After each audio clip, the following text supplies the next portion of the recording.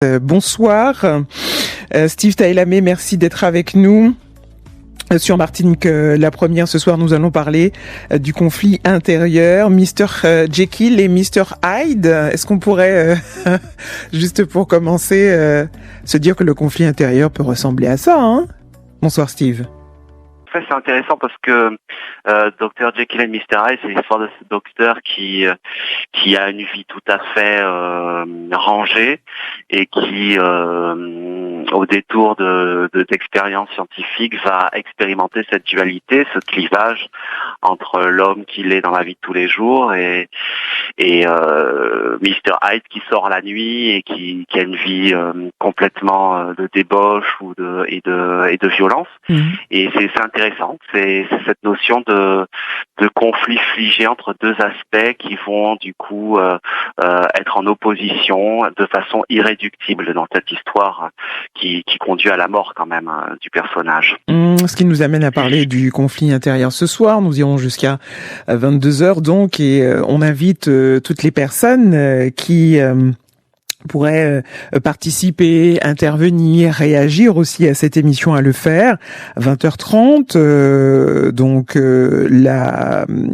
où il y aura le prochain morceau. Vous pourrez nous appeler au 05 96 63 23 23 et puis la ligne WhatsApp 17 88 60 pour pouvoir le faire. On va débuter par vraiment pouvoir définir ce que c'est que le conflit, pas forcément intérieur, mais le conflit en lui-même, ce conflit que l'on va évoquer, comment le définir et aussi comment le caractériser selon vous, Steve? Alors bon, le conflit, il y a cette idée de lutte de plusieurs parts ensemble. Il y a ce préfixe con qui renvoie à cette rencontre, à cette unité et cette lutte entre des parts différentes, opposées, contradictoires. Mais ce qu'il y a d'intéressant, c'est que on peut distinguer le conflit de la guerre dans le sens où c'est vrai que dans le sens commun, on emploie l'un pour l'autre, mais fondamentalement, la guerre, elle est destructrice, tandis que le conflit peut avoir quelque chose de créatif, de constructif, et tout le problème serait de concevoir le conflit comme une guerre à éviter à tout prix, alors qu'en fait, il y a peut-être une appréhension du conflit qui nous permet d'accepter que nous avons tous en nous des parts qui sont en opposition et que aussi dans nos rapports avec les autres, forcément, il y a des oppositions, des différences, des contradictions qui peuvent émerger, qu'il s'agit de mettre en cohérence. Le conflit comme s'il fait partie de la vie, c'est ça ? Oui, c'est ça. C'est un petit peu, c'est un peu ce que j'ai envie de développer ce soir. C'est autant la guerre est créatrice de mort, la guerre vise à une destruction des parts en combat, tandis que le conflit, et ça c'est un philosophe du VIe siècle avant Jésus-Christ, Héraclite, qui pose le conflit comme l'origine même de notre existence. Il l'appelle Polémos, le dieu de ce conflit-là. Ça a donné le mot polémique. Et en fait, il dit que c'est le père de toutes choses. Et parce que dans notre réalité physique, psychique, eh bien, nous sommes dans ce monde de dualité avec des opposés qui jouent ensemble, qui se rencontrent, qui se confrontent. Et pour lui, eh bien, la vie en elle-même, c'est une harmonisation progressive et pas forcément, c'est pas une harmonisation définitive, c'est une harmonisation perpétuelle de cette confrontation, de cet ajustement des contraires. Il y a du mouvement. Voilà, il y a du mouvement en permanence et finalement refuser le conflit, ce serait en réalité refuser la vie. parce que dans ce refus du conflit, qu'est-ce qu'on a en réalité? Ce serait cette stabilité, cette réalité que l'on voudrait figer en nous-mêmes, comme si nous étions, comme si nous voulions nier en fait des parts de nous qui sont différentes, et que nous voulions nier aussi la différence des autres. Et en fait, ça c'est pas le symbole c'est pas la signification de la vie, c'est plutôt la mort, ça. Puisqu'on sait qu'il y a, on parlait de dualité, vous avez parlé je crois que c'est moi qui ai parlé de dualité. On sait qu'il y a le bien, il y a le mal, il y a la haine, il y a l'amour, il y a le yin, le yang, comme on connaît bien. Donc tout ce qui fait partie, l'ombre, la lumière, toutes ces entités qui font partie de la vie, qui font partie du monde, qui font partie aussi de ce cosmos, sont en perpétuel mouvement. Une fois que la lune est couchée, le soleil prend le pas. Donc l'individu, lui aussi, est un peu vit au même rythme que toutes ces entités. C'est ça. Et il ne peut être laissé de côté. Tout à fait. Et un des héritiers d'Héraclite, c'est Carl Gustav Jung, plusieurs siècles après, qui, à la suite de Freud aussi, a réellement étudié notre psychisme comme un espace où des forces antagonistes, des instances antagonistes sont là. Il parle beaucoup du masculin et du féminin, par exemple, de la lumière et de l'ombre, voilà, et donc de l'amour et de la haine. Et pour lui, ce serait une dissociation de la personnalité qui caractérise en fait la névrose, tout simplement, que de vouloir absolument lutter contre cette réalité qui est que notre psyché est essentiellement un espace de conflit, de rencontres, d'opposés, et pour lui la réalisation de soi, la pacification intérieure, ça passe par l'accueil, par le fait d'être en mesure d'embrasser tous ces opposés qui sont en fait nécessaires l'un à l'autre et solidaires. Et il développe bien l'idée que en fait, dans cette acceptation-là, l'énergie va recommencer à circuler dans la psyché, et c'est ça la réelle dynamique de la vie, que d'accepter justement cette discordance de soi avec soi-même, tous ces mouvements. Et en fait, il dit bien que si on évite ça, si on s'épuise à éviter ça, en fait, on esquive la vie elle-même. Il est 20h20 sur Martinique la Première. Steve Taïlamé, thérapeute holistique, agrégé de philo et de lettres, est avec nous. Nous parlons du conflit intérieur. Vous pourrez poser vos questions à partir de 20h30, sinon en ligne WhatsApp SMS 17 88 60. Alors vous avez parlé d'un certain nombre de philosophes, Héraclite. Y en a-t-il d'autres qui ont fait part de leurs pensées sur le conflit, ce qu'il en est, avant que l'on puisse poursuivre? Oui, toujours par rapport au conflit intérieur, Platon aussi a développé les différents aspects de l'âme qui sont en conflit les uns avec l'autre. Une partie plus élevée qui aspirerait donc au monde des idées, et puis une partie qui correspond plus à notre dimension terrestre incarnée. Et il montre aussi que ce conflit psychique permanent, dans laquelle il parle d'une âme comme déchirée au milieu de plusieurs instances qui coexistent. Et tout le travail vise à une harmonisation de cela, même si Platon il privilégie énormément la dimension supérieure, ce qu'il appelle la dimension supérieure de l'âme, mais il y a quand même une nécessaire reconnaissance de ce conflit qui en réalité nous amène à une connaissance de nous-mêmes et une capacité aussi à discerner ce qui est bon et ce qui n'est pas bon pour nous. À faire des choix, à prendre des décisions. C'est ça, mais sans être dans un déni ou un refus de cette réalité-là. La suite de notre émission avec Steve Taïlamé, mais alors voici la grosse question quand même de notre soirée sur le conflit intérieur. Pourquoi cette dualité en chacun de nous D'après vous, quelle en serait l'origine, s'il fallait parler ainsi? Ben, c'est vrai que bon, je m'inspire de ces auteurs, tant dans une dimension philosophique que psychologique, que thérapeutique. En fait, c'est même plus qu'une dualité. Ça pourrait même sembler être une multiplicité d'instances contraires. Eh bien, Freud, par exemple, il explique qu'on a en nous une pulsion de vie, une pulsion de mort, une pulsion de survie qui permet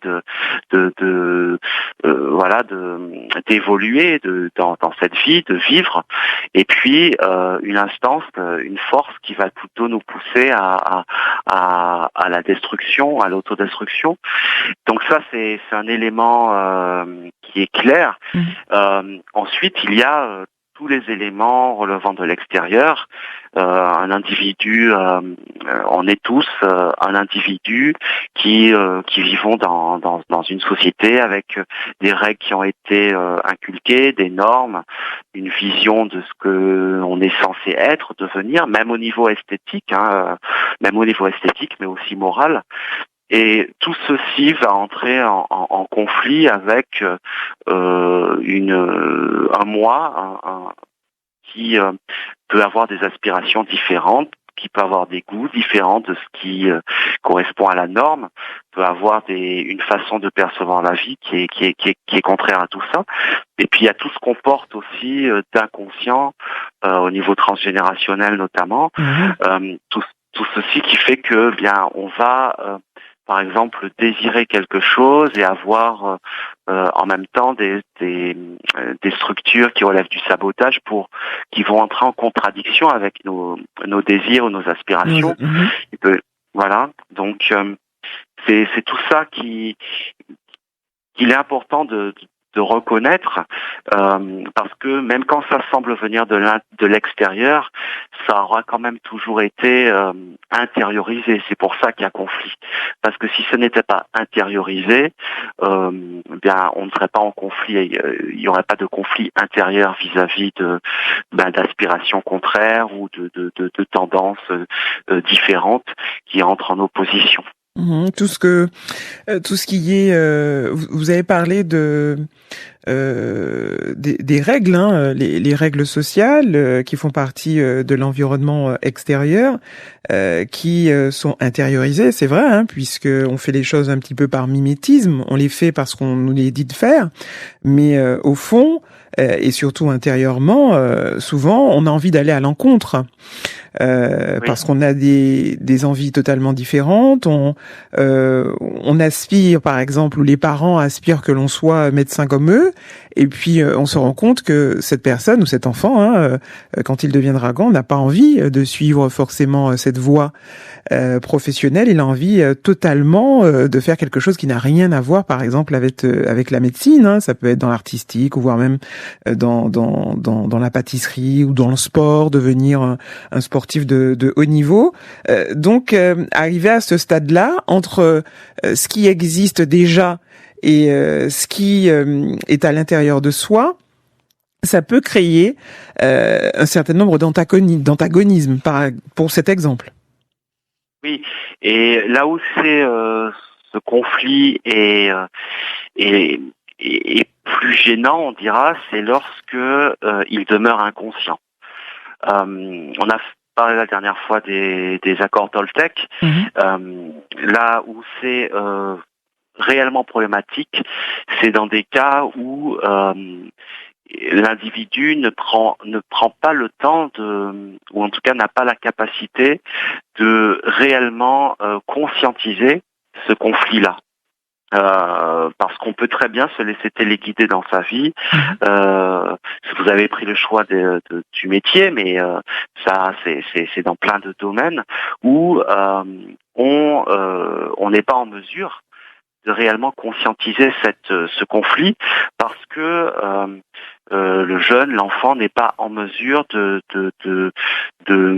de se positionner, je dirais, de façon posée, de façon consciente, et donc sans que ça soit trop violent pour lui-même et pour l'extérieur du coup. Et là où c'est vraiment lourd, c'est lorsque il n'y a pas de conscience de ce conflit, que ça va rester au niveau inconscient. Et c'est comme ça qu'on peut arriver en thérapie, où à 35 ans, à 40 ans, on va commencer à somatiser ou avoir des troubles émotionnels, des choses qui remontent, et sans qu'on ait pu être en mesure même d'aller réellement constater à quel point on s'est fait violence en luttant contre ce conflit intérieur, en laissant la main à un certain conformisme ou à certains aspects de nous, sans être en mesure d'être à l'écoute d'autre chose. Et c'est vrai que c'est là que ce refoulement là du conflit intérieur, le fait d'avoir étouffé, de ne pas avoir été en mesure déjà de conscientiser et d'exprimer à soi-même et aux autres, eh bien, ce qui pourrait sembler être une forme de dualité, et pour pouvoir faire des choix consciemment. Si on n'est pas en mesure de le faire, c'est là que ça peut être réellement problématique. Donc, alors j'ai parlé du métier, de la partie profession, mais ça peut être aussi sur l'existence, sur ce que l'on est et ce que l'on veut devenir. Il peut avoir vraiment là deux personnalités qui se rencontrent, qui s'affrontent, peut créer un certain nombre de conflits jusqu'à ce qu'on puisse apaiser la situation. Oui, c'est vrai que ces injonctions-là ne sont pas forcément extérieures, même si globalement quand même il y a un fort poids de l'extérieur, mais des gens qui sont par exemple sur un travail thérapeutique de développement personnel, ça veut bien qu'on peut aussi se poser, comme vous avez dit, un idéal de soi, cette fameuse meilleure version de soi-même, vers laquelle on a envie de tendre. Auparavant, c'était plus par la religion que ce conflit-là pouvait s'exprimer, mais aujourd'hui, on n'a pas besoin de la religion, mais le développement personnel peut avoir aussi cette forme un petit peu religieuse, avec des injonctions au mieux, au bonheur, à la joie, à la bonté, à la compassion, à l'amour.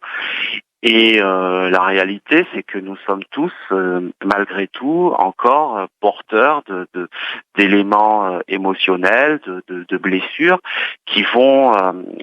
qu'on peut vivre en opposition avec une évolution positive.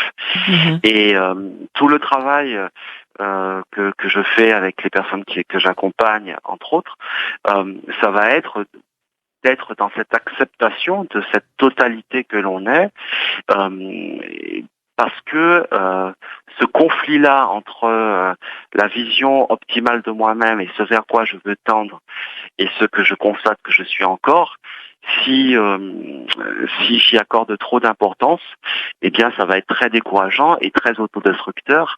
Et l'idée, c'est au contraire d'aller épouser, d'être en mesure d'embrasser là où j'en suis, et tout en embrassant en même temps la version meilleure de moi-même, guérie, allégée, vers laquelle je veux tendre. Parce que sinon, le risque, c'est de créer une dualité dont on ne sort pas. Ça s'appelle être polarisé. Alors, c'est-à-dire que un exemple, c'est quelqu'un qui aurait une addiction. Alors, elle arrête de fumer pendant 3 mois, et puis 6 mois après, elle fume 2 fois plus. Et puis après, c'est pareil avec les régimes, c'est pareil avec plein de trucs.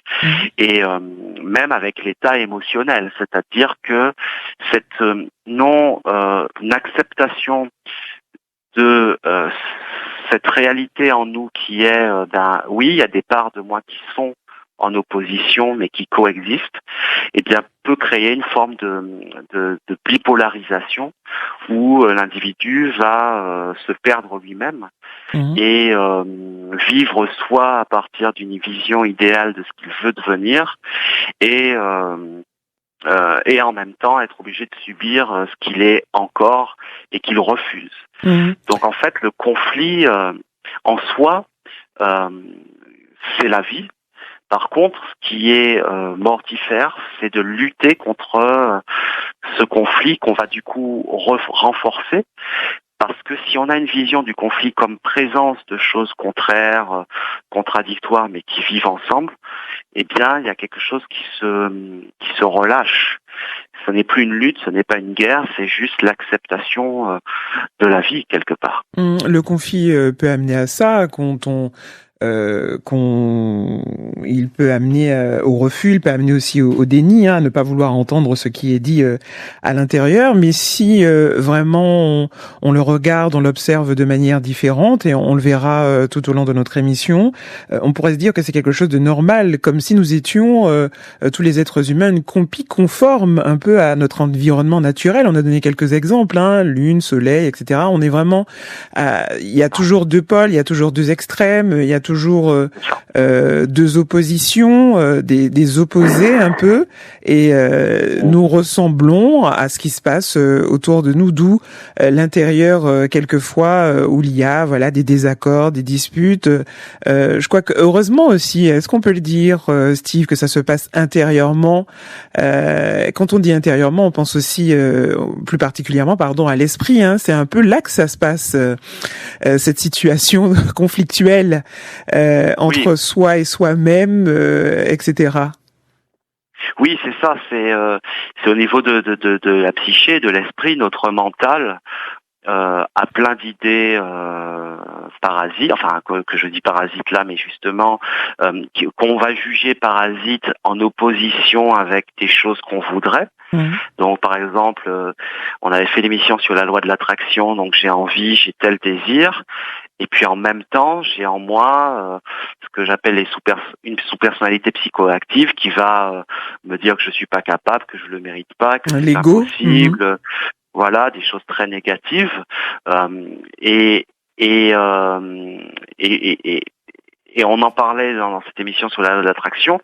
Ce n'est absolument pas possible de nier ça. Ça n'a aucun sens de nier que pendant que je désire une chose, je tends vers l'inverse, ou je crois que c'est l'inverse qui est plus possible, ou que c'est plus l'inverse que je mérite.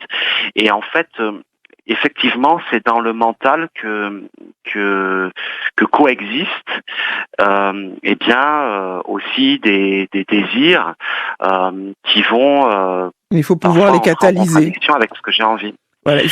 Alors, il faut pouvoir les catalyser pour qu'il n'y ait pas un refus systématique ou un déni qui s'installe et qui pourra aller vraiment bien longtemps dans la vie d'un individu. Mais si on peut catalyser, c'est ça.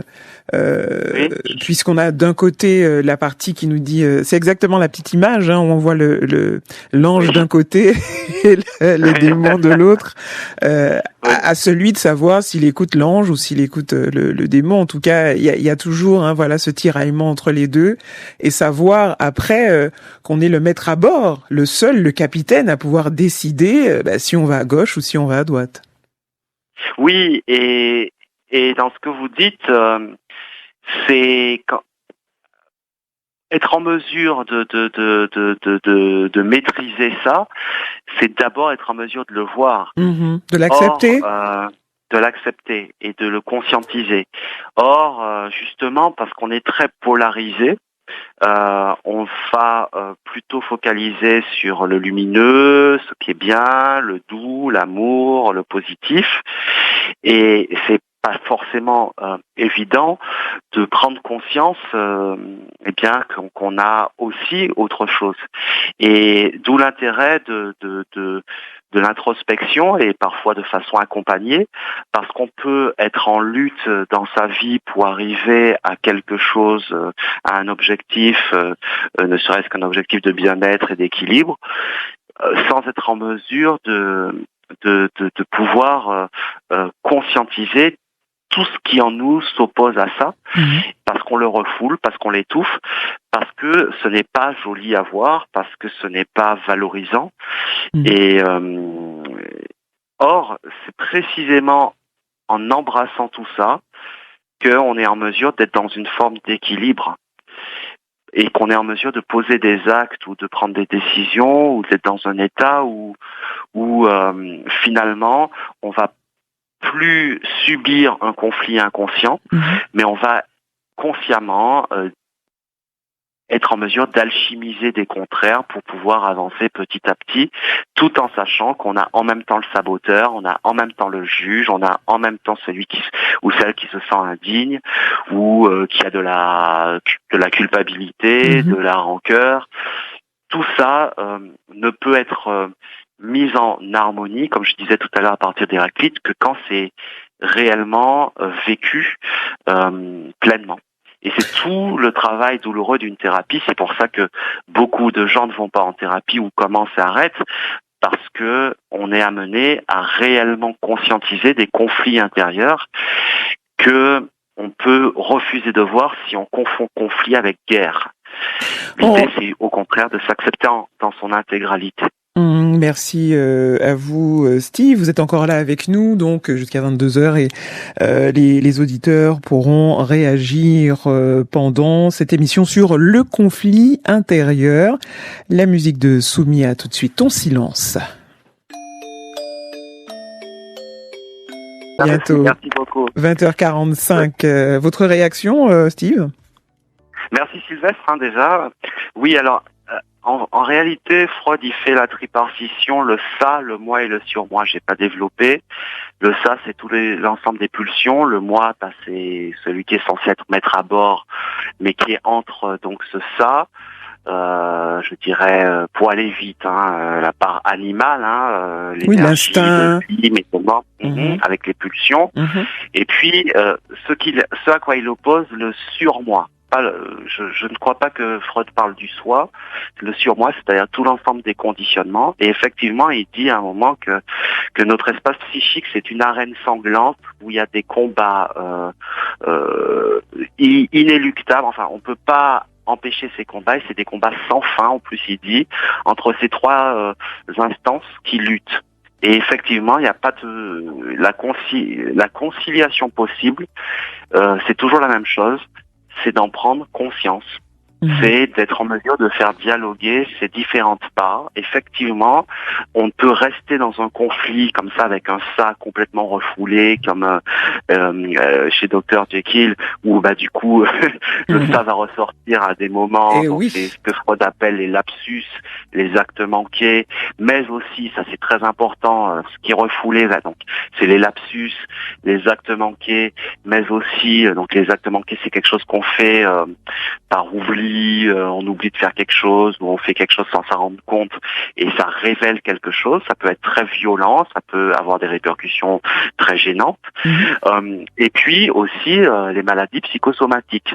Les maladies psychosomatiques, c'est le résultat d'un conflit où le ça, où des choses vont être, où une violence va être intériorisée, où quelque chose va être nié, refoulé, et c'est le corps qui va l'exprimer.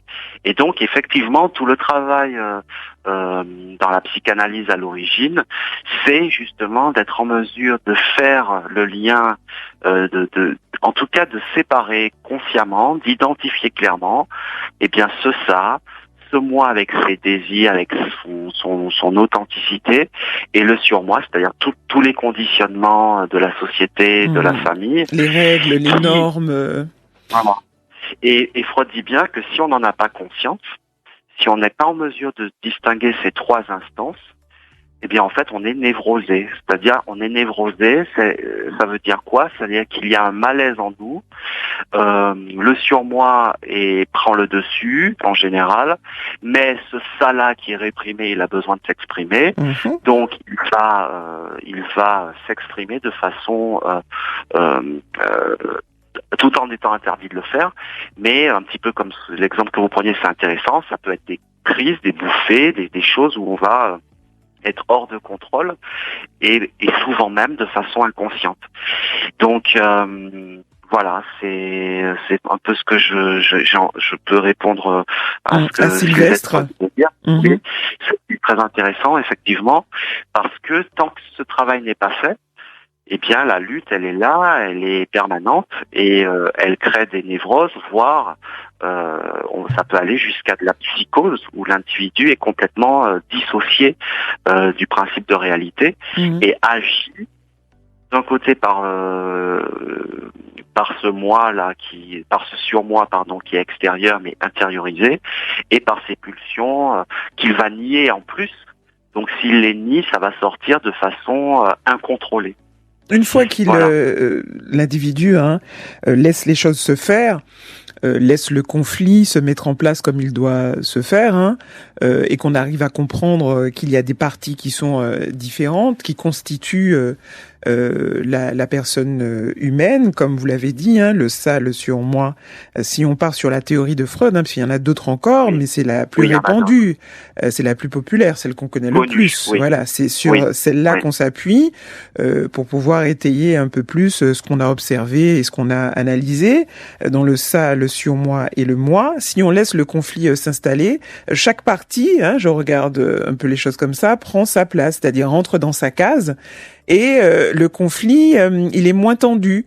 Le conflit, il est moins latent parce qu'on laisse vraiment s'exprimer ces entités qui ont quand même beaucoup de force. Si le surmoi prend le dessus sur le ça et le moi prend le dessus sur le ça, le surmoi, le ça prend le dessus sur le surmoi et le moi, on n'a pas un équilibre. Et ce déséquilibre peut créer un certain nombre de dysfonctionnements, pourquoi pas psychologiques, voire même physiques, c'est-à-dire maladies, etc., etc. Alors bon, quand même l'idéal, la guérison, ce serait d'être pleinement le moi, que le moi ne soit plus tiraillé. Mais effectivement, dans ce que vous disiez, c'est ça, c'est-à-dire que dans le travail de développement personnel, de guérison thérapeutique, de mieux-être, c'est ne serait-ce que d'être en mesure d'identifier clairement. Voilà, ça, c'est pas moi. C'est mon surmoi. C'est mon surmoi qui me fait croire que je suis timide et que je peux pas aller prendre des cours de danse, par exemple. Je dis n'importe quoi. C'est mon surmoi qui me fait croire que je veux me marier à 30 ans et avoir 4 enfants. C'est mon surmoi. Et peut-être que je vais quand même continuer pendant un certain temps à obéir à ce surmoi, mais je sais que ce n'est pas moi. Et par rapport à ça, je vais être en mesure de voir, j'ai d'autres désirs, j'ai d'autres aspirations, j'ai des frustrations par rapport à moi-même parce que je ne suis pas encore capable de ne pas laisser toute la main à mon surmoi, mais je le vois clairement. Et à ce moment-là, on n'est plus dans un conflit inconscient qui va créer des malaises profonds et des déséquilibres. On est dans une compréhension, si on reprend la tripartition de Freud, que oui, il y a en moi 3 instances, dont 2 sont très contradictoires. Et quand je deviens de plus en plus moi-même, eh bien, oui, je suis le fils ou la fille de telle lignée, d'accord. Donc j'ai des conditionnements. En même temps, j'ai mes parts physiologiques, physiques et des pulsions, des désirs, des envies, des choses qui m'appartiennent et qui nous appartiennent tous. Comment je fais les deux se marier, comment j'arrive à les concilier, ce qui va permettre un équilibre. Mais là, on n'est plus dans la lutte, on est dans la lucidité déjà, dans la conscience. Et un des éléments très forts de toute thérapie, en tout cas de celle que je pratique et déjà chez Freud, c'est d'être en mesure de faire dialoguer ces parts-là. Et au-delà de la psychanalyse, parce qu'on l'avait vu aussi dans l'émission Comment être soi, il y avait quelque chose d'assez simpliste à faire, c'était de s'écouter. Et vous l'avez dit et vous le dites très souvent, de s'écouter. Il n'y a pas mieux de savoir si, quand on prend une décision, quand on fait un choix, comment ça résonne en nous. Quand vous donniez l'exemple, est-ce que j'ai envie de me marier et d'avoir 4 enfants, quand vous le dites, quand vous l'imaginez ou bien quand vous le visualisez dans l'avenir, qu'est-ce que vous ressentez au moment où vous êtes en train d'évoquer cet avenir, soit en étant marié, en ayant des enfants, ou en poursuivant une carrière en tant que chanteuse internationale. Qu'est-ce que ça vous fait à l'intérieur? Le conflit, c'est ça aussi, c'est-à-dire, on l'a dit, hein, faire des choix ou prendre des décisions, mais malgré tout qui soient en accord avec ce qu'on souhaite, avec nos individualités qui se réveillent et qui se révèlent. Et dans ce que vous disiez là, il y a aussi le conflit mental-corps, parce que quand on invite les personnes à ressentir comment elles se sentent en se projetant vers telle chose ou vers telle autre, comment elles se sentent quand elles disent telle phrase qui peut être juste une croyance à laquelle elles ont donné leur assentiment mais qu'elles ne pensent pas réellement.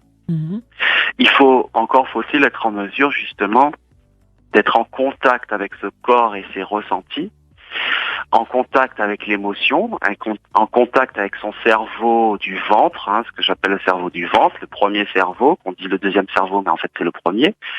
Or, justement, on est dans des sociétés où on a posé une dualité corps-esprit et où on a appris justement à se couper du corps. Un des plus gros conflits que la religion, mais c'est pas la religion en elle-même seulement, la spiritualité et même la philosophie, parce que Platon, ça a donné ça aussi, ça a été l'un des plus gros conflits, c'est le corps et l'esprit.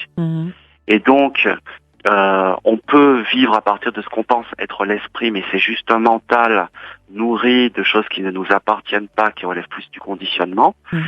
Et on peut passer une très grande partie de sa vie, voire toute sa vie, à ne se penser qu'à travers un mental et être incapable de voir comment le corps réagit. Une forme de dissociation. Vous voyez ?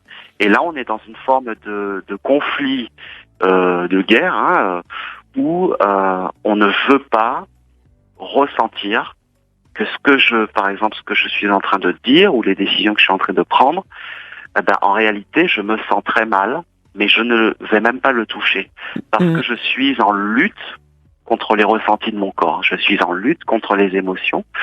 Et c'est aussi tout un apprentissage, justement, dans le cadre d'un suivi, d'un accompagnement, que d'apprendre à ne plus être fâché avec un corps, avec un émotionnel, être en mesure d'être, comme vous disiez, à l'écoute. Mais ce n'est pas donné...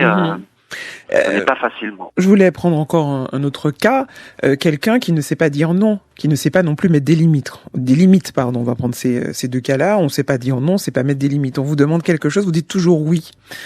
Or que votre esprit et voire même votre corps réagit aussi. Quand vous dites dans votre tête, vous dites mais j'ai pas envie de faire ça.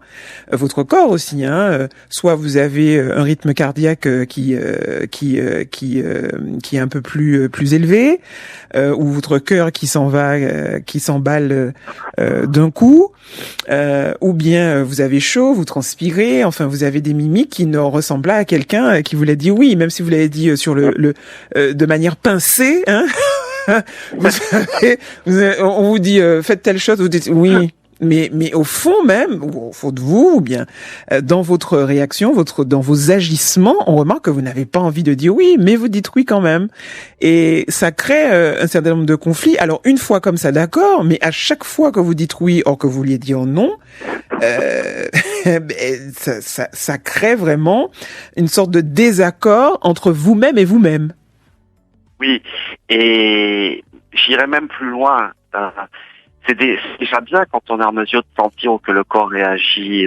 Oui, c'est ce que vous disiez. Des fois, on n'a pas envie de ressentir ce corps. Mais il y a même des fois où le corps a été tellement brimé que la personne ne ressent rien. Ça, c'est la dissociation maximale. Où ça va être plutôt un effet de retard. Ça va être, par exemple, la personne, elle dit oui alors que non, c'est pas juste pour elle. Elle n'aura aucun symptôme. Elle va croire qu'elle veut dire oui en plus. Parce qu'il y a une telle peur du conflit que ce n'est même pas conscientisé et le corps ne réagit pas tout de suite. Mais ça va être au moment, par exemple, de cette sortie ou de ce à quoi on a dit oui, que on va sentir par exemple une grande fatigue ou on va se sentir très pas bien, on va être comme par hasard malade à ce moment-là, parce que mais le corps est obligé de passer par un malaise parce qu'on n'est pas en mesure de dire non. On n'est pas en mesure. Pourquoi ? Par peur du conflit. Et cette peur du conflit, c'est-à-dire la peur de dire je ne suis pas d'accord, ça ne me correspond pas, est-ce qu'on peut pas trouver une autre solution ? Ça, j'ai pas envie, être dans un dialogue. Et ça, c'est quelque chose qui va créer, renforcer ce refoulement, cet étouffement, cette dissociation. Et effectivement, ça passe beaucoup par le corps ou par des actes manqués, en tout cas des choses qu'on ne peut pas contrôler. C'est vraiment cette notion de retour du refoulé, c'est-à-dire qu'on refoule des choses, un conflit par rapport à quelqu'un qui nous demande quelque chose qu'on veut pas ou par rapport à nous-mêmes, parce que il y a le petit garçon, la petite fille qui doit être sage, qui pense qu'il doit forcément dire oui, et puis ce contrôle-là, c'est un hyper-contrôle qui est en réalité une guerre contre soi-même. Eh bien, pour désamorcer ça, eh bien, ça va être quelque chose sur lequel on n'a pas le contrôle. C'est-à-dire notre état de santé ou une parole qui voilà, la lapsus pour revenir à des choses de Freud, un malaise. Des actes manqués. Un malaise des actes manqués.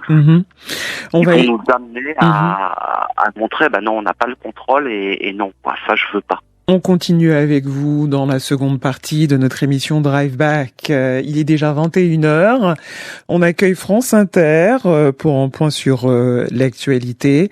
Vos questions, vos réactions au 05 96 63 23 23. 22h et vous êtes les bienvenus à 21h30 si vous voulez participer, témoigner ou voire même réagir. Bonsoir Lynn. Bonsoir Claudine, bonsoir l'invité Monsieur Steve, je ne vais pas écorcher, Tailami. Oui, c'est bien ça. Oui, bonsoir. Bonsoir. On t'écoute Lynn, vas-y. Oui, bonsoir les amis auditeurs qui écoutent. On parle de conflit. Eh bien, je crois que le plus simple, c'est qu'on soit comme les petits-enfants. On ne veut pas une chose, on dit non. On met, comme dit le petit, vaut pas.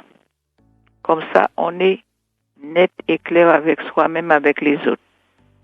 Alors, les enfants, ils se manifestent franchement. Nous, les grands, comme dit l'autre, si on pouvait venir comme les petits-enfants, on n'aurait pas de conflit. Il faut être naturel. Ou parler, ou lait. Et puis, c'est ça. Et c'est comme ça que je vois ça. D'accord. C'est ma façon de voir. Alors, monsieur, comment il s'appelle, qui est là, qu'est-ce que vous dites-moi? Oui, il va. Est-ce que c'est aussi simple que ça? Je ne sais pas. Voilà, si c'est aussi simple que ça, dites-moi quelque chose quand même. J'ai envie de vous entendre. Oui, mais il faut. C'est quand tu as fini, il va parler. Je vous laisse terminer. Écoutez, je suis très content parce que c'est exactement. Je suis 100% d'accord avec vous. C'est exactement ce que je. Ça me fait plaisir parce que je parle beaucoup de l'enfant intérieur. C'est tout à fait ça. C'est l'enfant, il n'y a pas de conflit, il dit oui, il dit non, il se dit pas est-ce que ça va faire des problèmes si je dis oui, si je dis non, est-ce que ça va faire des problèmes si je suis moi-même. A priori, avant justement d'être conditionné, il est juste lui-même avec ses contradictions.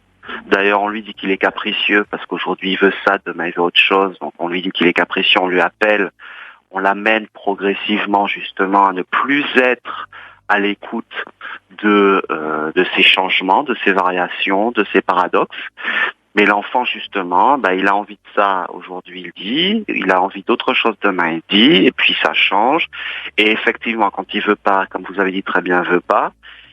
Et je dirais que c'est tout l'objectif du travail sur soi, que de réussir à justement redevenir cet enfant sous la forme d'un adulte quand même. Donc on va dire des phrases, on va élaborer les choses, mais effectivement c'est aussi simple que ça. Simplement, simplement, justement par rapport à tout ce qu'on évoquait, on apprend à ne plus être cet enfant.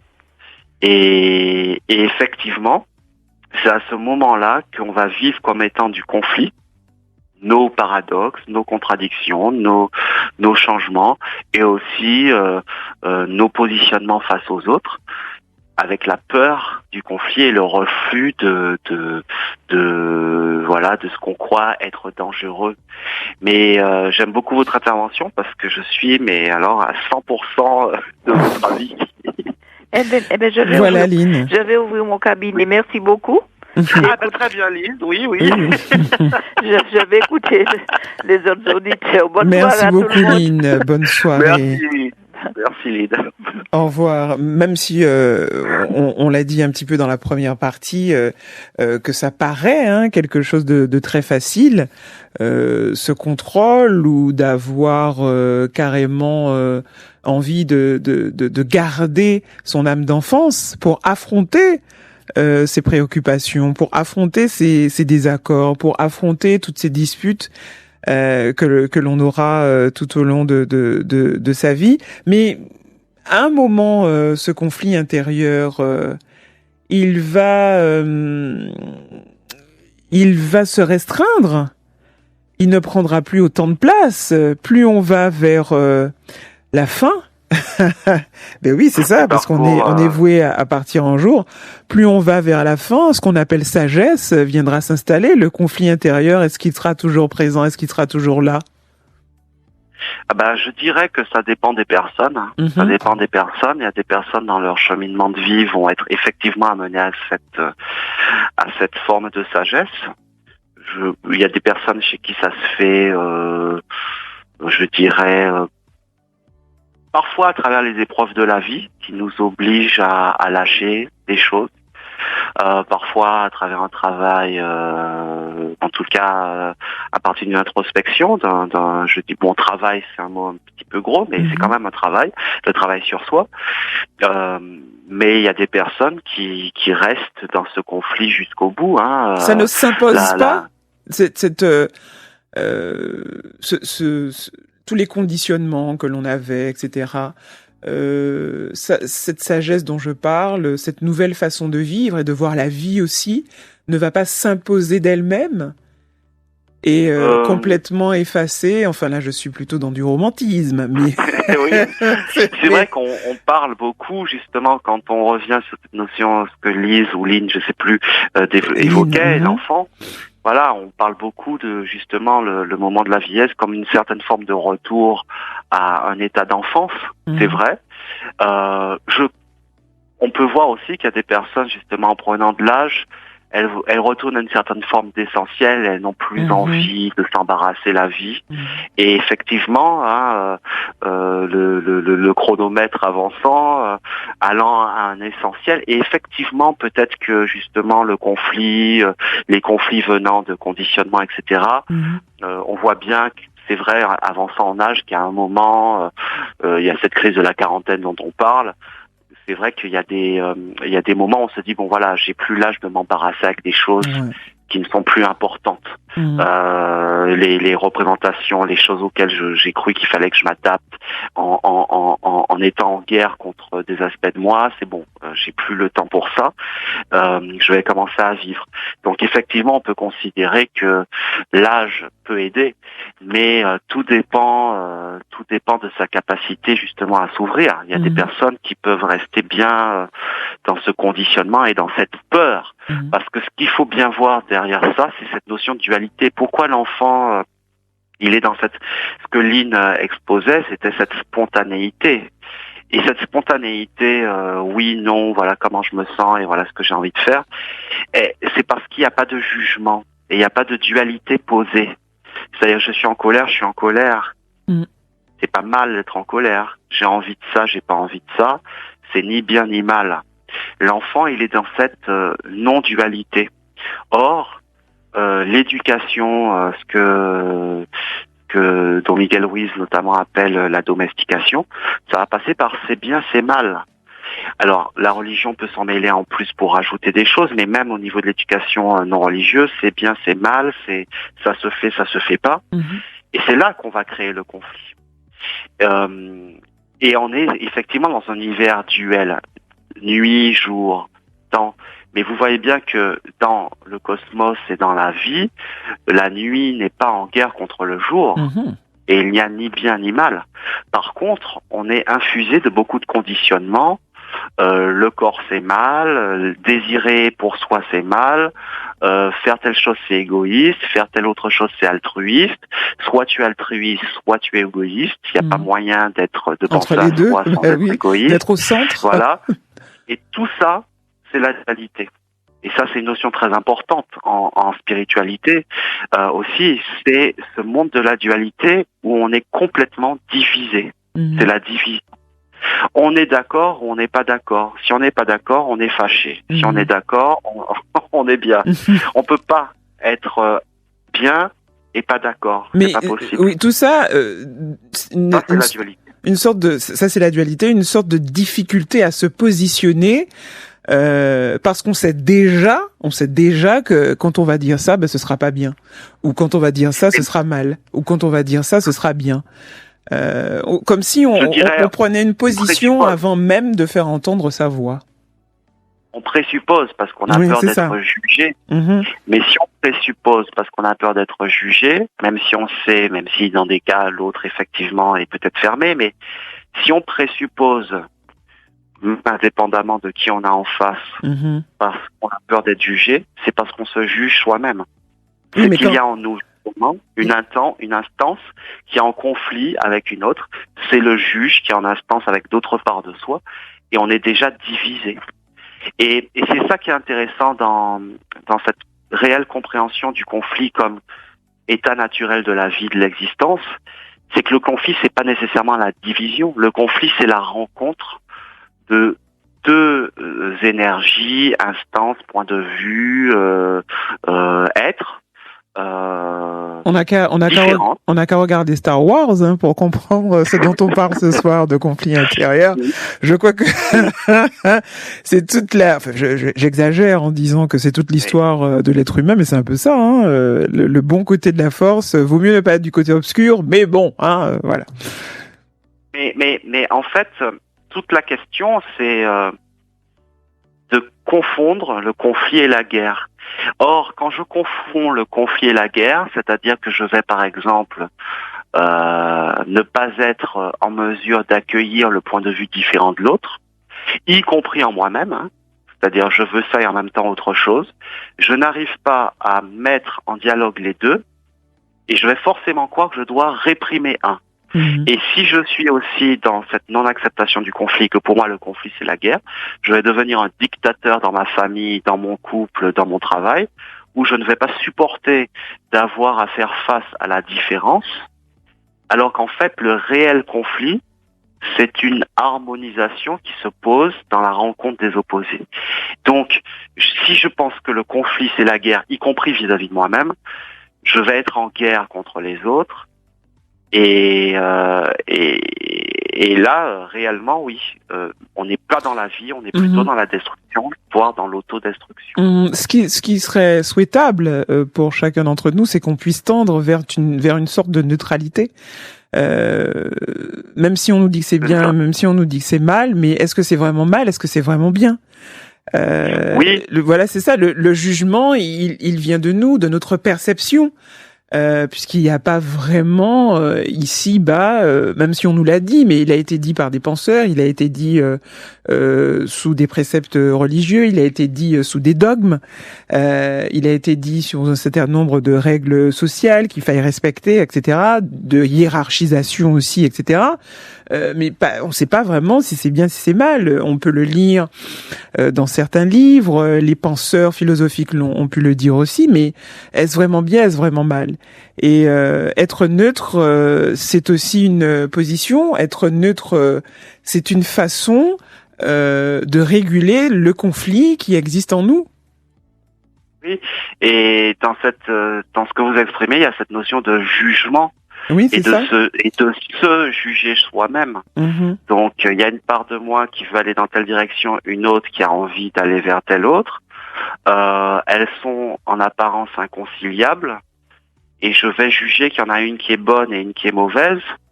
Et si je vais au fond de mon jugement, je vais essayer d'étouffer l'autre et de ne pas le voir, enfin en tout cas être en lutte.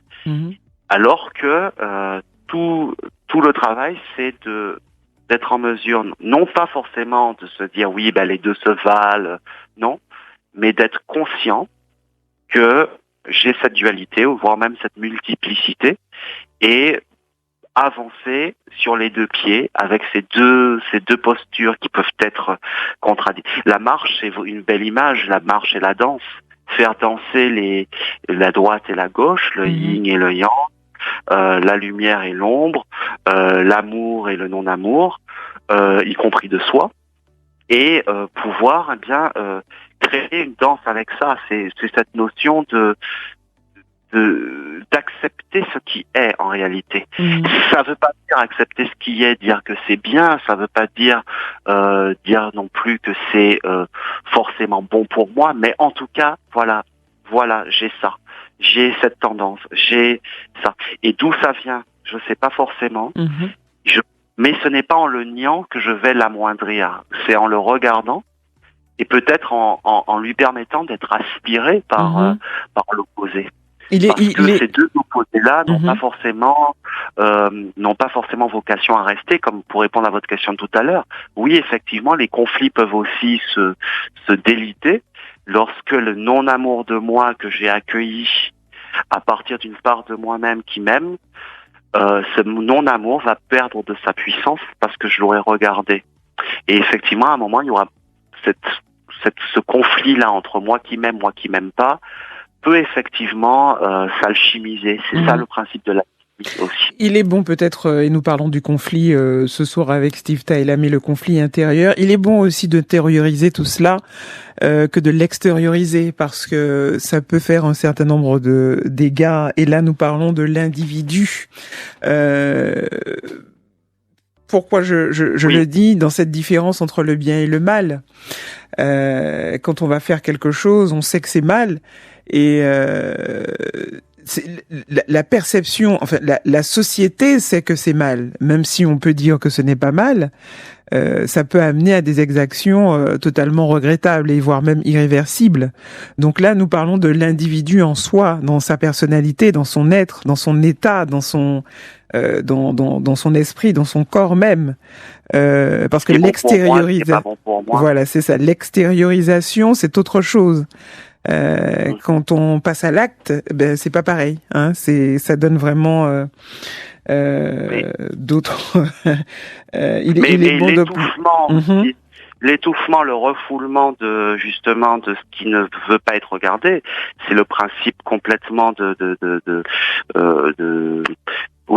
retour du refoulé, ou ce que je n'aurais pas voulu, par exemple la part de violence que j'ai en moi, sur laquelle j'ai mis plein de pansements avec mon surmoi. Voilà, parce qu'on aurait tendance à vouloir s'en prendre peut-être aux autres, parce que cette violence-là, il faut qu'on puisse l'exprimer. Mais quand elle est... Et puis à un moment, ça va sortir, sortir de façon incontrôlée. C'est ce qui... Et donc, ce qui aura été complètement étouffé peut justement ressortir. Et ça, c'est le résultat d'une guerre intérieure qui va avoir des effets destructeurs. Et on sait par exemple que des personnes... Bon, c'est un sujet pas très joli, mais par exemple, les hommes, on sait que la plupart des personnes qui se suicident, ce sont des hommes. Les femmes font des tentatives de suicide. Je veux pas généraliser, mais il y a quand même une très forte proportion. Au niveau des statistiques, oui, c'est ça. Oui, au niveau des statistiques. Mais les suicides réussis et cash du premier coup, ce sont souvent des hommes. Et il y a quand même, c'est une hypothèse, mais on remarque aussi que les hommes sont beaucoup moins prompts à verbaliser leurs problématiques, à conscientiser aussi leurs tensions intérieures. Quand des femmes se réunissent, elles vont parler d'elles-mêmes. Quand des hommes se réunissent en général, c'était beaucoup le cas avant, ça commence un peu à changer, mais ils vont pas parler d'eux-mêmes, ils vont blaguer, voilà. Et les conflits intérieurs, les problématiques intérieures, les tensions intérieures ne vont pas être conscientisées. Donc elles vont, ces tensions-là ces conflits-là peuvent, chez des personnes qui sont dans des conflits de personnalité, dans des contradictions profondes, eh bien peuvent aboutir à une violence dirigée contre soi-même. C'est ça que j'appelle la différence entre le conflit et la guerre. Si je n'accepte pas mes parts conflictuelles, que je peux à la fois aller très bien et en même temps très mal, comme on peut très bien reconnaître, voilà, ça va très bien dans tel domaine, ça va plutôt pas très bien, et puis en même temps, je me sens bien et en même temps pas forcément à l'aise dans ma vie. Si on n'est pas en mesure de vraiment conscientiser ça et d'aller contacter ce qu'on pourrait appeler les parts d'ombre, on est en guerre contre soi. Et la guerre, elle aboutit à quoi? À la destruction. Donc vous voulez dire que le conflit s'installe, il reste latent, c'est ça? Ça, il reste latent et on n'est pas dans une reconnaissance de nos parts conflictuelles, de ces contraires, de ces contradictions et de cette ombre et de cette lumière en même temps, il devient une guerre contre soi qu'on peut retourner contre soi-même ou vers les autres aussi. Alors, je pense que vous l'avez déjà dit, Steve, puisqu'avoir un conflit intérieur, est-ce que c'est de salutaire? Est-ce que c'est bénéfique? C'est pas nécessairement quelque chose qui soit mal vu, qui soit négatif, qui soit vraiment sur un axe pessimiste. Au contraire, qu'est-ce que cela apporte? Enfin, si on peut y revenir en quelques mots. Oui. Enfin, je voudrais juste dire que le conflit n'est ni bien ni mal, il l'est. Comme le jour et la nuit sont, comme le haut et le bas existent, le masculin féminin existe. Ce qui est bénéfique, c'est de le reconnaître, de l'embrasser, et non pas en voulant le pacifier au sens de l'étouffer, mais de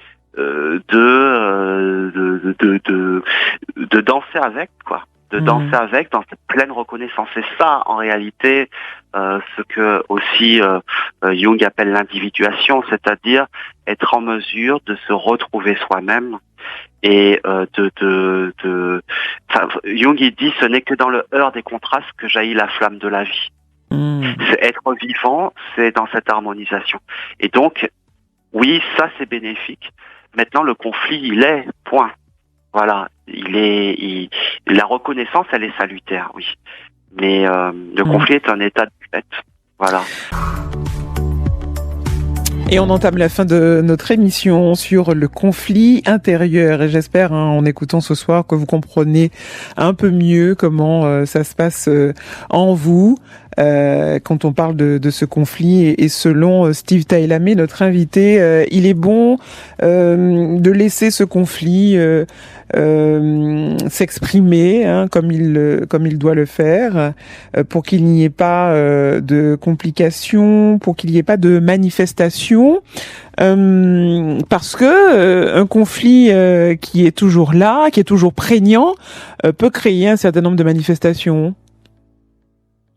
Steve. Oui, dans le corps, j'avais envie d'en parler par rapport notamment aux douleurs, aux tensions physiques, la somatisation du conflit au sens large va créer des symptômes. Et ce qu'il y a d'intéressant, c'est qu'on a tendance à faire avec ces symptômes comme on a fait avec le conflit intérieur que notre corps veut nous montrer, en essayant de chasser la douleur, en essayant de mettre du pansement dessus, en ayant recours à des solutions extérieures. Or, il y a des techniques, la sophrologie et toutes les approches, les techniques similaires nous apprennent justement à ne plus être dans la fuite des tensions que nous montre notre corps.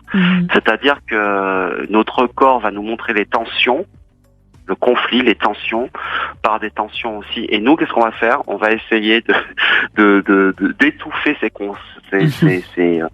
tensions. Et une technique qui est très intéressante, et c'est pas évident, c'est de descendre dans cet élément, dans cette partie du corps qui est douloureuse.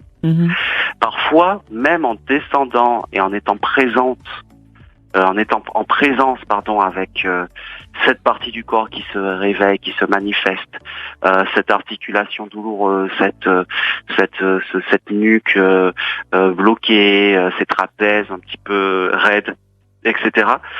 Rien qu'en étant en présence avec ça, on peut constater qu'il y a une détente qui se fait. Et cette présence, elle n'est pas pour étouffer ou pour dans l'intention de faire que ça cesse. C'est ça, en fait, notre conditionnement, comme avec le conflit, c'est étouffer, fuir. Alors, ça donne plein d'habitudes, de distractions, addictions, etc., de tous ordres, pour ne pas être présent.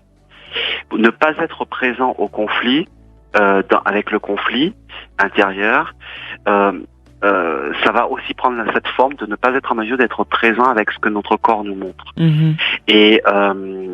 Et pourtant, toutes ces techniques-là, c'est reconnu maintenant.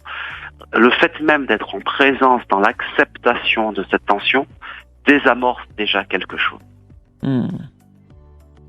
Voilà. Donc, quand le corps nous montre quelque chose qu'on n'a pas voulu voir, on refait encore la même chose. On va interdire à notre corps de le montrer, donc on va prendre des calmants, des choses comme ça, parce que c'est insupportable. Mais l'inconfort et le caractère insupportable de ce que notre corps nous montre, si on regarde bien, souvent, il nous montre à quel point on n'a pas voulu supporter d'être présent à quelque chose.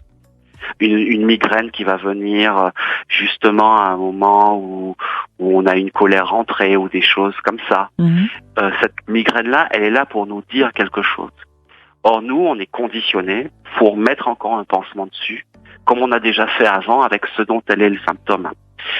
Et ça, c'est un très très puissant, une très très puissante clé en fait pour traverser la tension, le conflit que notre corps nous montre, que de ne pas être dans le jugement de la douleur, de la souffrance, de la tension qui va se manifester. C'est ça. Donc, comment cela se manifeste par un certain nombre de douleur, voire même une somatisation du conflit, surtout lorsqu'il est intérieur. Mais dites-nous, Steve, qu'est-ce qu'on peut faire pour créer une forme de catharsis face à cette lutte à l'intérieur de soi? Alors, sûrement une thérapie, mais je suppose que vous avez encore d'autres éléments. Oui. Donc la thérapie, parce que c'est pas forcément évident d'aller contacter ces différentes parts qu'on dit parts d'ombre, qui sont, quand je dis parts d'ombre, je voudrais redire ça, c'est pas parce qu'elles sont mal, c'est parce qu'elles sont cachées, parce qu'elles restent dans l'obscurité. C'est juste ça que je veux dire quand je dis parts d'ombre. C'est vrai que j'aurais peut-être dû le dire plus tôt. C'est ça en fait. L'ombre, c'est ce qui n'est pas vu, qui n'a pas été regardé et qui est enfoui. C'est tout. Sans jugement. Donc c'est vrai qu'on peut avoir besoin d'être accompagné pour faire ça. Mais je pourrais partager certaines pratiques au Ho'oponopono sur lequel on a fait une émission dessus. Pardon, désolé, merci, je t'aime. Oui, et toute la compréhension de ce qu'il y a derrière cette philosophie, cette technique, cette sagesse, permet de faire une conciliation entre des parts. On peut faire Ho'oponopono avec son juge qui tape en permanence notre coupable. On peut faire Ho'oponopono avec celui qui veut avancer, celui qui ne veut pas avancer alors qu'on a en nous une part qui veut avancer, aller mieux. C'est-à-dire Ho'oponopono permet une distanciation vis-à-vis des antagonistes, mais dans une acceptation de ce qui est. Voilà, je m'occupe de toi, je te vois, je suis désolé. Et je te demande pardon parce que jusqu'à maintenant, j'ai essayé de t'étouffer. J'étais par exemple dans une démarche d'évolution personnelle et j'ai mis sous le tapis cette part de moi qui a peur d'avancer. Mettre en place un dialogue intérieur. En fait, c'est ça. C'est un dialogue intérieur. Donc, si on peut le faire tout seul, c'est très bien. Oui. Il y a une autre technique qui est très intéressante. C'est la technique EFT, Emotional Freedom Technique. Donc la technique de libération émotionnelle, on appelle aussi le tapping. Alors vous pouvez regarder, si j'étais en studio, j'aurais tapoté les poings, mais vous ne me voyez pas.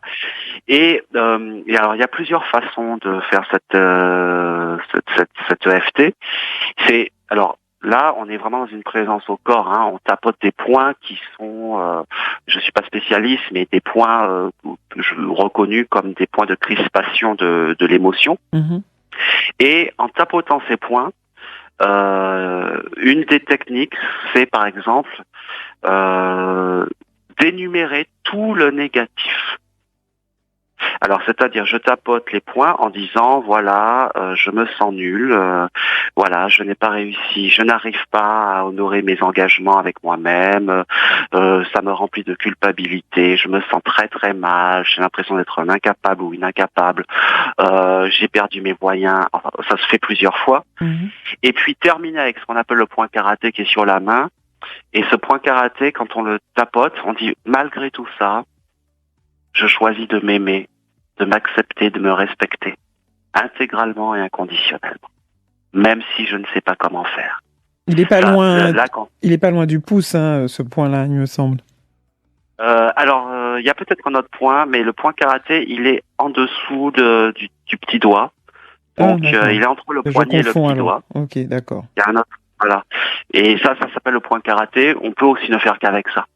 Ça veut dire quoi? Quand je fais ça, je reconnais pleinement ce que je juge négatif.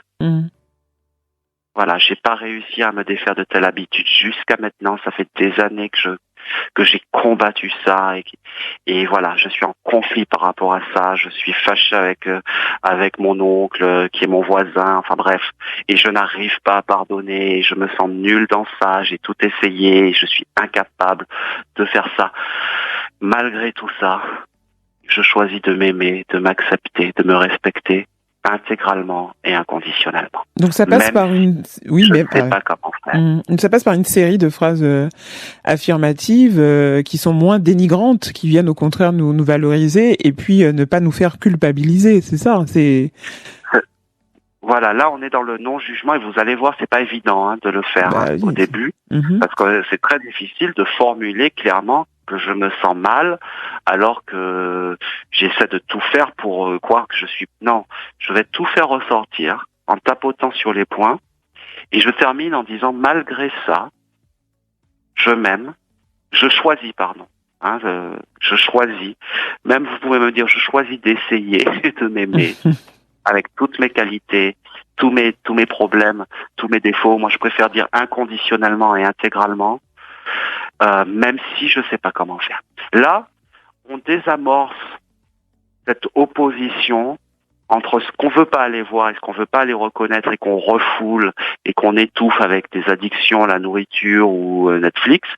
Et on reconnaît, je reconnais, et malgré ça, je viens de le dire, ça s'appelle en quelque part embrasser intégralement. Et puis on peut varier tout en tapotant. En même temps, je vois bien, c'est vrai, je n'ai pas beaucoup honoré les résultats positifs que j'ai ou les bons côtés. Voilà, j'ai tendance à focaliser sur le négatif. Et puis vous pouvez énumérer vous y allez un petit peu à votre intuition. Mais cette idée, et alors, cette technique, elle est forte parce qu'elle nous met en contact avec le corps en tapotant. Là, on est vraiment en contact. On touche son corps. Ça nous ramène aussi à nous-mêmes parce que, on en a parlé, dans cette fuite du conflit, il y a un phénomène de dissociation. On peut s'absenter. Et c'est aussi ça, une grosse névrose, c'est qu'on n'est pas conscient et on n'est pas vraiment présent à soi-même. Et là, je vais revenir à moi-même et je vais clairement être en mesure de le voir. Et ça désamorce le conflit parce que la force du conflit, c'est qu'on essaie de l'étouffer et on n'accepte pas, je le répète un petit peu beaucoup, mais on n'accepte pas en apparence de dualité, et du coup on est en guerre contre soi. L'idée, ce n'est pas de s'emballer, et vous l'avez dit, hein, le conflit il est présent, donc on doit faire avec, parce qu'il peut paraître minime ce conflit, et dans ce cas, ce serait peut-être mieux de pouvoir dédramatiser, vous l'avez dit, désamorcer, oui. Mais en tout cas, premièrement dédramatiser. Puisque si on part du principe que le conflit est quelque chose de normal, pas logique, mais peut-être normal, ou même voire de naturel, ou même de spontané, enfin qui existe, qui est là, puisqu'on le ressent, le perçoit, on le voit aussi. Donc ce serait mieux de ne pas en faire peut-être quelque chose d'énorme. Et c'est ça. On peut faire un jeu de mots, hein. Il y a en nous ces tragédies-là, ces drames, parfois qui sont en réalité, ça devient des drames et des tragédies justement en raison de nos résistances et du jugement, en réalité. Et parfois c'est 3 fois rien, mais on est dur, et le juge en fait tout un cinéma, tout un tribunal, alors parce que on nous a tellement polarisé, on s'est tellement polarisé, voilà, tout gentil, bien, parfait, carré, impeccable, etc., que ça devient une tragédie, ça devient quelque chose de très grave. Alors qu'en fait, on est juste humain, quoi. Et puis on est tous pareils en plus.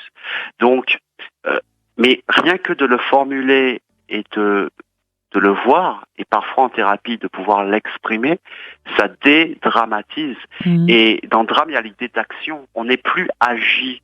On n'est plus agi par quelque chose, par des forces en nous de contradiction et de lutte.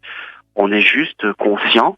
Et c'est là qu'on peut être dans une maîtrise qui n'est pas un étouffement, mais juste une lucidité aussi. Et c'est à partir de là que ça peut se désamorcer aussi. On pourrait se dire que le conflit, c'est déjà une lutte. Quand on ne veut pas voir, quand on met tout sous le tapis, on est en train de créer une lutte dans la lutte. C'est interminable. On lutte.